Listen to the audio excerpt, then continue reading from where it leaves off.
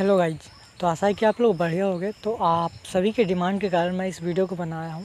जिस प्रकार मैंने बायोलॉजी और केमिस्ट्री के कुछ इम्पोर्टेंट टॉपिक्स के बारे में डिस्कस किया था, जिससे इस साल कुछ प्रॉब्लम्स आने की संभावना है, कुछ क्वेश्चन आने की संभावना है। उसी तरह फिजिक्स को कुछ ऐसे टॉपिक्स हैं जो ज़्यादा ही वेटेज रखते हैं और इससे इस साल आने की संभावना रहती है। जैसे कि हम लोग बात किए थे केमिस्ट्री में, बायो में, तो कुछ ऐसे टॉपिक थे जो ज़्यादा ही वेटेज रख रहे थे। तो आज की इस वीडियो में यही हम बात करेंगे कि फिजिक्स के ऐसे कौन सा टॉपिक्स हैं जो ज़्यादा वेटेज रखते हैं और आने की पूर्ण संभावना है। ये एक या दो क्वेश्चन आने की पूर्ण संभावना है किसी एक चैप्टर से, या फिर टॉपिक्स की बात करते हैं तो 4-5 क्वेश्चन आ सकते हैं इस टॉपिक से। जैसे कि देखते हैं कि नेक्स्ट के फिजिक्स की बात करते हैं तो सारे ही जो चैप्टर हैं वो बहुत ही इम्पोर्टेंट रखते हैं, बट कुछ ऐसे होते हैं जो ज़्यादा ही इम्पोर्टेंट रखते हैं, वेटेज रखते हैं। ऐसा नहीं हम कह सकते हैं कि हाँ वो बाकी ये सारे चैप्टर छोड़ दीजिए, आपको इन सारे चैप्टर को कर लीजिए तो हो जाएगा, ऐसा नहीं है। क्योंकि नेक्स्ट ऐसा इंट्रेंस एग्ज़ाम है जहाँ पे कंसेप्चुअल लेवल का क्वेश्चन पूछा जाता है और इसमें 2-3 चैप्टर को मर्ज करके एक प्रॉब्लम बना दिया जाता। तो ये आप देख सकते हो जब आप PYQ सॉल्व करते हो। तो हम ऐसा इंपॉर्टेंट टॉपिक्स है जिससे इस साल आने की पूर्ण संभावना। देख लेते हैं कि आखिर में वो कौन से टॉपिक्स हैं। तो देखिए, पहला है radio active decay. Radio active decay या रेडियो एक्टिविटी से ये एक मस्ट क्वेश्चन आने वाला है। ये उम्मीद किया जा रहा है कि अगर 2024 की बात करते हैं नेक्स्ट एग्ज़ाम से, तो जो इम्पोर्टेंट टॉपिक्स है वो रेडियो एक्टिव डीके है। इससे एक प्रॉब्लम आने की पूर्ण संभावना है। या फिर आप एटम्स एंड न्यूक्लियाई के एक जो चैप्टर होते हैं उसको आप अच्छे से पढ़ के जाइएगा, अच्छे से प्रॉब्लम करके जाइएगा। ये बहुत ही इंपॉर्टेंट रखता है वेटेज। अगला है थर्मोडायनेमिक।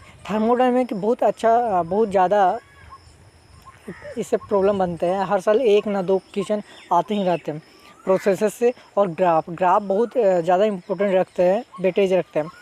मैग्नेटोस्टैटिक की बात करते हैं तो इससे कुछ ऐसे टॉपिक्स हैं जैसे कि फोर्स निकालने के लिए मैग्नेटिक फोर्स क्या होगा, मैग्नेटिक फील्ड क्या होगा, मैग्नेटिक मोमेंट क्या होगा, किसी शेप दे देगा, स्क्वायर दे देगा, उसमें करंट फ्लो हो रहा है, वैसे प्रॉब्लम पे आपको पूछा जा सकता है इस बार।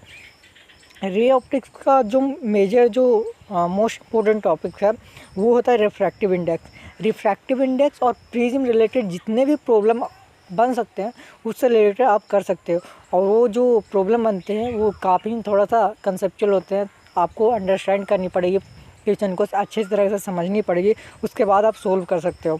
NLM की बात करते हैं तो कनेक्टेड मास सिस्टम, यानी कि न्यूटन लॉ ऑफ मोशन में कनेक्टेड मास सिस्टम जो होता है उसका आपको एक्सेलरेशन निकालना पड़ेगा या फिर फ्रिक्शन निकालना पड़ेगा, रोलिंग फ्रिक्शन या स्लाइडिंग फ्रिक्शन वगैरह वगैरह, ये सब आपको पूछा जा सकता है।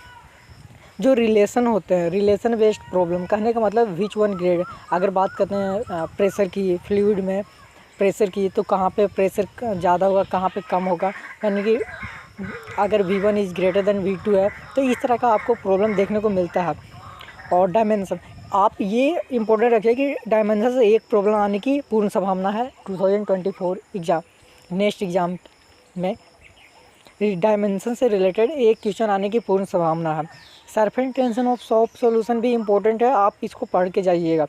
टर्मिनल वेलोसिटी एक जो इम्पोर्टेंट टॉपिक्स है इसमें से एक है टर्मिनल वेलोसिटी। ये भी इम्पोर्टेंट वेटेज रखता है अगर आप कर लेते हो ये सब। इसके अलावा कुछ ऐसे टॉपिक्स है वो और वेटेज रखता है, जैसे देख लेते हैं जो रेजिस्टेंस होते हैं और कैपेसिटर सर्किट जैसे होते हैं। इनफाइनाइट के केस में आपको बहुत सारा सर्किट, बहुत सारा रेजिस्टेंस दिया जाता है या फिर बहुत सारा कैपेसिटर दिया जाता है, उसका आपको नेट कैपेसिटेंस निकालना होता है या नेट रेजिस्टेंस निकालना होता है। उस तरह की आप प्रॉब्लम करके जाइएगा। उसके बाद बात करते हैं तो इलेक्ट्रिक फील्ड, एक कोई हो जाएगा, कह सकते हैं कि एक स्फीयर हो जाएगा या फिर सॉलिड स्फीयर के केस में आपको एक पॉइंट पे कितना इलेक्ट्रिक फील्ड हो सकता है ये पूछा जा सकता है। या इसके अलावा बहुत सारे ऐसे एक डायग्राम दिया जाएगा या फिर एक डायग्राम दिया जाएगा, पिक्चर दिया जाएगा, उसमें से आपको ये पूछा जाएगा कि यहाँ पे मैग्नेटिक फील्ड या फिर इलेक्ट्रिक फील्ड या इलेक्ट्रिक पोटेंशियल क्या हो सकता है, ये आपसे पूछा जा सकता है। एटम्स एंड न्यूक्लियाई बहुत ज़्यादा इंपॉर्टेंट टॉपिक्स है, जैसे कि मैंने पहले ही बताया आपको। इसके अलावा बात करते हैं बोहर जो रेडियस है, प्रोटॉन न्यूक्लियाई के बारे में। ये आप करके इससे तो कन्फर्म है कि एक प्रॉब्लम आने की पूर्ण संभावना है एटम्स एंड न्यूक्लियाई से। Thermal part is very important. यहाँ पे लिखा गया है जो थर्मल पार्ट जो चैप्टर है, थर्मल प्रॉपर्टी और मैटर और थर्मोडायनेमिक्स, ये सारे ऐसे टॉपिक हैं बहुत इंपॉर्टेंट वेटेज रखते हैं, क्योंकि 2 प्रॉब्लम थर्मल से 2-3 प्रॉब्लम आने की पूर्ण संभावना रहती है। आप एक्सपेक्ट करते हो 2 प्रॉब्लम तो ज़रूर आने की संभावना रहती है, जैसे रेडिएशन पे आ गया या फिर न्यूटन लॉ ऑफ कूलिंग पे आ गया। इन सारे टॉपिक्स ज़्यादा इंपॉर्टेंट वेटेज रखते हैं। उसके बाद करते हैं फंडामेंटल फ्रीक्वेंसी, जो एसएसएम का बात करें, वेव की बात करते हैं, तो फंडामेंटल फ्रीक्वेंसी का हो सकता है ड्रॉपलर इफेक्ट हो गया, ये सब आप करके जाइएगा। उसके बाद सेमीकंडक्टर में आते हैं ग्राफ भी वेरी इंपॉर्टेंट है। ग्राफ से रिलेटेड और जो गेट वेस्ट प्रॉब्लम्स होते हैं, जैसे नैंड गेट, एंड गेट, और गेट, फिर जोर गेट, ऐसे बहुत सारे नॉर गेट, ऐसे गेट आते हैं, आप वो करके जाइएगा। जो आप जब सोल्व करते हो पीवाई की, तो आपको ये पता चलता है कि कुछ ऐसे हैं टाइप प्रॉब्लम्स, जैसे कि ग्राफ रिलेटेड प्रॉब्लम, अगर हम बात करते हैं फिजिक्स की, केमिस्ट्री की, बायो की, इन तीनों ही सब्जेक्ट में आपको क्या देखने को मिलता है कि जो ग्राफ बेस्ड प्रॉब्लम है वो तीनों में ही कंपलसरी आता है, मतलब कि तीनों में ही ज़रूर आएगा, ग्राफ बेस्ड ज़रूर ही आएगा। तो आप ग्राफ से रिलेटेड जितने भी कंसेप्ट होते हैं आप क्लियर करके जाइएगा, और तब आपसे हो जाएगा। कहने का मतलब 6-7 प्रॉब्लम तो इससे, अगर बात करते हैं इन सारे टॉपिक से कर लेते हो, तो 7 या 8 प्रॉब्लम आने की पूर्ण संभावना है।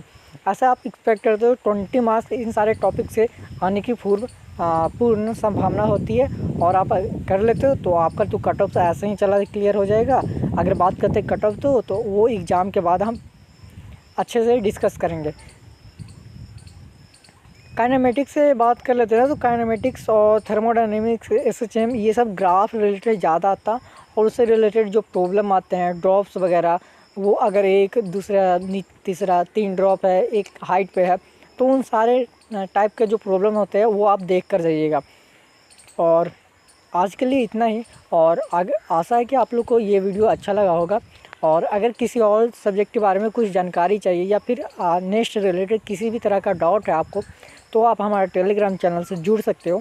यहाँ पे आप अपने किसी भी तरह का डाउट पूछ सकते हो नेक्स्ट से रिलेटेड या फिर रिसर्च इंस्टीट्यूट से रिलेटेड, जैसे कि आईआईटी का बात हो गया, या फिर आईआईसी बेंगलोर की बात कर लिए, या फिर आईआईटी मद्रास की बात कर लिए, नाइजर, सीबीएस मुंबई जैसे एक बेहतरीन रिसर्च इंस्टीट्यूट की बात कर लिए। आप इन सब के बारे में डाउट हमसे पूछ सकते हो, क्योंकि मैं अभी नाइजर भुवनेश्वर में पढ़ रहा हूँ, फर्स्ट ईयर हूँ, और मेरे को ये पूरा पता है कि आपको कहाँ पे प्रॉब्लम आ सकती है, क्योंकि हमें भी आया था। और जो बात करते डॉक्यूमेंट रिलेटेड प्रॉब्लम, वो भी आप यहाँ पे पूछ सकते हो, क्योंकि मेरे को थोड़ा सा एक्सपीरियंस है कि किस तरह का डॉक्यूमेंट वेरिफिकेशन होता। सो आज के लिए इतना ही, और अगले वीडियो में फिर मिलते हैं। तो धन्यवाद।